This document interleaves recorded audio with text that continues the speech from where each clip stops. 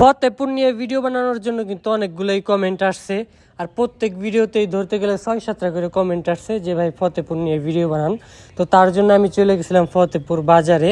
তো ফতেপুর বাজার আর ফতেপুরের যে নদীটা আছে ওইটা নিয়ে আজকের ভিডিও আমি করুম।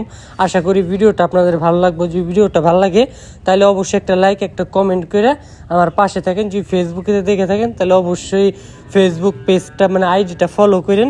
আর যদি টিকটকে দেখে থাকেন তাহলে অবশ্যই টিকটকে আমার আইডির বায়োতে লিঙ্ক দেওয়া আছে, ওই লিঙ্কে যায় ফেসবুকে যায় অবশ্যই ফেসবুকটা ফলো করে দিন, কারণ ফেসবুকে আমি ফুল ভিডিও ছাড়ি, টিকটকে ফুল ভিডিও ছাড়া সম্ভব না। তো ব্যাক টু দ্য ভিডিও। তো চলে গেছিলাম ফতেপুর বাজার থেকে ওইখান থেকে আমরা নদীর দিকে হাইটে চলে গেছি। ওদিকে তো গাড়ি যায় সম্ভবত, বাট আমরা হাইটেই গেছি। আর তার চেয়ে বড় কথা হলো আমি ফতেপুর এর আগে একবার আসছিলাম এই নদীতেই গোসল করার জন্য বন্ধু বান্ধব নিয়ে, আজকে থেকে প্রায় 1-1.5 বছর আগে। তো ওইরকমভাবে কোনোদিন নিজের কাজের জন্য আসা হয় নাই, সাডেনলি বন্ধু বান্ধব ডিসাইড করছে, ওরাই নিয়ে গেছে। আমি চিন্তামো না যে এই দিক দিয়ে ফতেপুর, আমি জানতাম অন্য দিক দিয়ে। তো যাক, আজকে চলে আসছিলাম ফতেপুরের এই দিকে, অনেক বেশি ভালো লাগছিল ওই জায়গায়। এখন তো নদীর, আমি যখন 1 বছর আগে আসছিলাম তখন এরকম আসছিল না। তখন তো মনে করেন নদীর পাড়ে এখন যে ব্লক বিছে অনেক বেশি সুন্দর করা হয়েছে। এখানে একটা ব্রিজ হয়ে গেলে আমার কাছে মনে হয় আর একটু বেশি ভালো হইতো।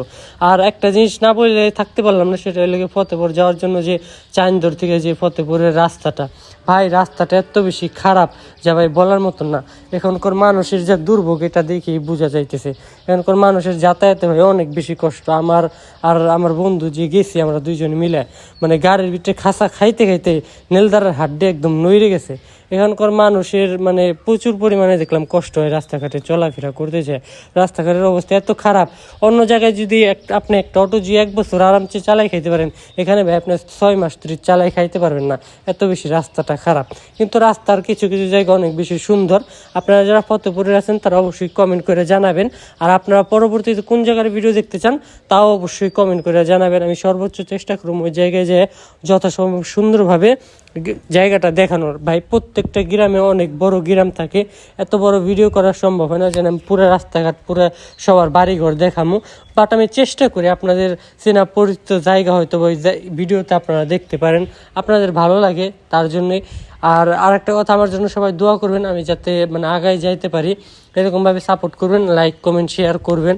পরবর্তীতে কোন জায়গার ভিডিও দেখতে চান তা তো অবশ্যই কমেন্ট করে জানাবেন ভাই, এটা সবচেয়ে মেন। কারণ পরবর্তী ভিডিও আপনারা কমেন্ট করলে বাদে আমি ওই জায়গায় যে ভিডিও বানাইতে পারো।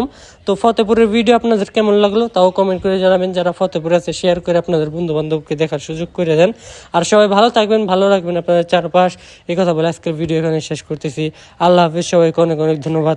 আসসালামু আলাইকুম ওয়া রাহমাতুল্লাহি ওয়া বারাকাতুহু।